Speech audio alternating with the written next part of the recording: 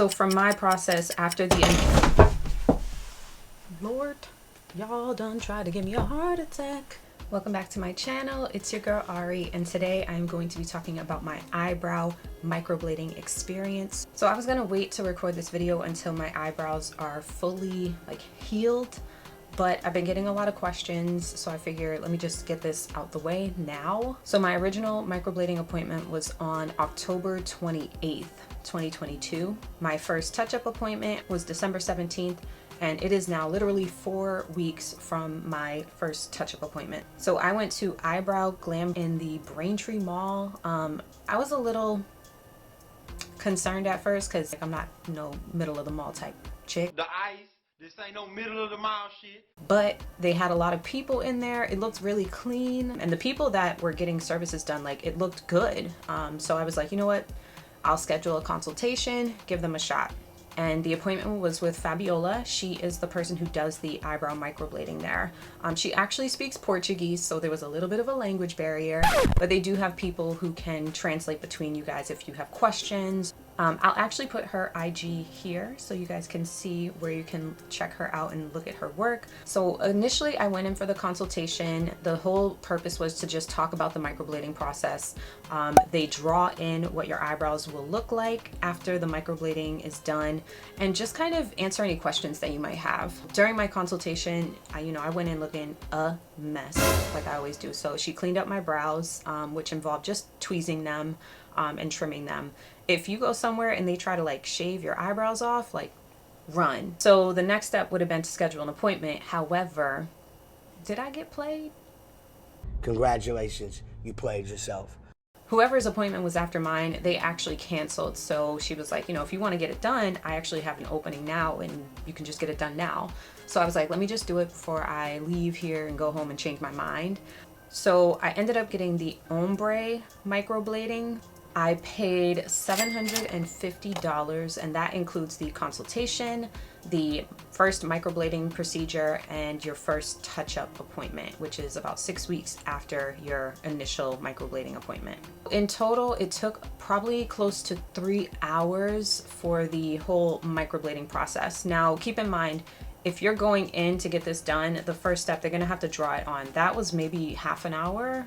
I'm talking 3 hours in addition to that. The first part of the time is spent with the numbing cream on your eyebrows. You kind of sit there with saran wrap over your eyes, and you just have to sit there for 45 minutes waiting for the numbing cream to activate. After the numbing cream kicks in, they start filling it in. It's basically like getting a tattoo. The only exception is they don't go as deep into your skin layer. It kind of feels like it's just scraping. I think it's not as painful as an actual tattoo, but when the numbing cream wears off, which it does as you're getting it done, it can be a little bit painful. I'd say probably a 7 on a scale of 1 to 10. The thing with reapplying the numbing cream, it just takes so much longer, and I was already just tired and ready to go, so I just tried to struggle through it, but there were points where I needed her to reapply the numbing cream. So I'm going to show you guys the footage of the initial appointment, what it looked like.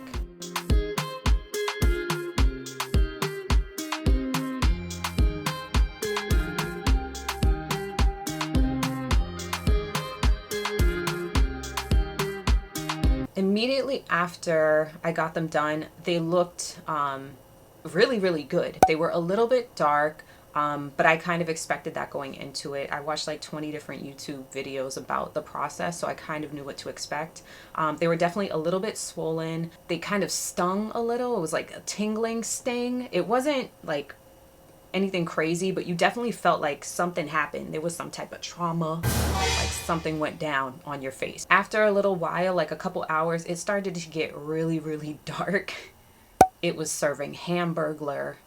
It was dark. But you just have to trust the process. For the first 3 days, you cannot touch them. I'm talking about don't play with it, don't play with it, don't play with it.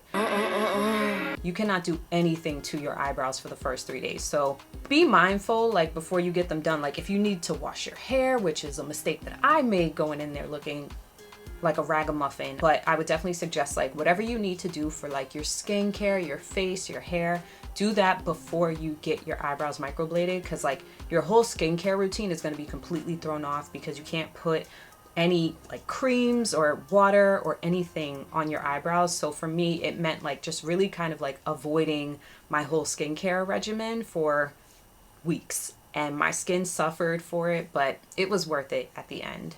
You know, you gotta sleep like this, you know, on your back. Like you cannot sleep on your face because you don't want to disrupt your eyebrows. No extreme humidity, so you can't take like a steamy shower, no saunas, none of that. I didn't go to the gym because if you are someone that sweats a lot, that's gonna disrupt the healing process too.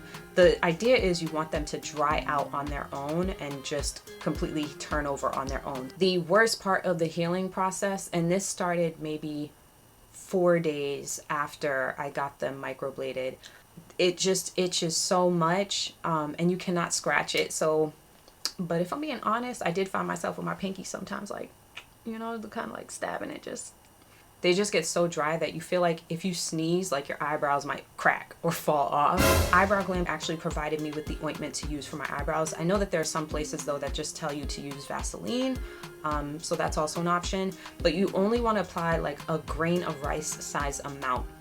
And what I did was I used a Q-tip and I put a little bit of the ointment on and I just kind of dabbed it into my eyebrows instead of like smoothing it over, because I didn't want to disrupt the skin. It definitely took a long time for my eyebrows to heal, but I think that was because I was so diligent about not touching them. I was a dirt ball for weeks. It was disgusting. It's like an open wound on your face, so you don't want to get anything in it that could cause an infection. It started to lighten up over a couple weeks, and you know, it was all fun and games until like I started looking really, really bad. And this is when the skin starts to shed and then you get the patches, and you can't apply makeup to your face. It's kind of scary too, because you think like, where'd my hair go? Where'd the pigmentation go? Where is my life going? But what happens is as that skin sheds, it kind of like looks like a bald spot. You'll get this. It'll be like all over. Nah, I don't believe it. But the pigmentation actually comes back after a day or two. So it's like the craziest thing. So after 5 weeks, when I just started looking like, you know, the queen that I felt like I was, it was time for me to get the touch-up. And I was just like, I gotta do this all over again. But the touch-up wasn't as bad. They basically just looked to make sure everything kind of healed correctly, see if there are any patches that are missing, any like areas where they need to fill it in some more.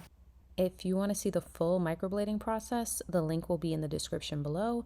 Fair warning, it's a little graphic, but it shows everything you can expect when getting microblading done. Don't forget to check it out. It's the same exact healing process, just notches down, like several notches down. So it's been 4 weeks since the touch-up appointment, so I will show you guys what it looks like now, but I still have like 2 more weeks before it's like fully healed. You see, this is where my brows were problematic because they just weren't growing back at the top.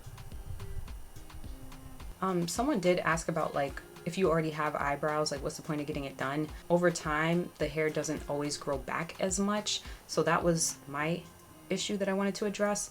I think if you don't really have a lot of hair, just be mindful that your results are going to look a little different. That's really it. If you guys have questions, let me know down below. What else? Nothing else.